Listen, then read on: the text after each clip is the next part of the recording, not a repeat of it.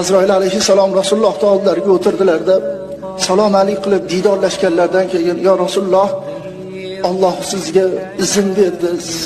Sizni ruhingizni olganiman, jo'natdi. Izn bersangiz olar ekanman. Agar izn bermasangiz ziyorat qilib qaytaman" dedilar. "Men Robbimning huzuriga, mahbubimning huzuriga shoshilyapman. Oling" dedilar.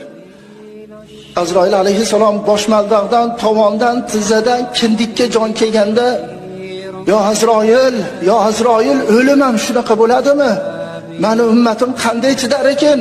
Ya Azroil, meni ummatimga qattiqlik qilmang, qo'pollik qilmang, muloyimlik bilan oling" deb, o'sha paytda ham men ummatimni o'ylagan edim desalar.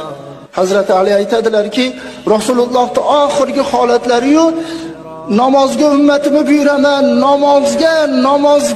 namozga dedilar-u, birinchi bo'lib qiyomatda so'raladigan narsa namoz deb ovozlari chiqmay qoldi, lablari qimirlab qoldi. Rasululloh nima deyaptilar ekan deb muborak lablariga qulog'imni olib borsam, ummati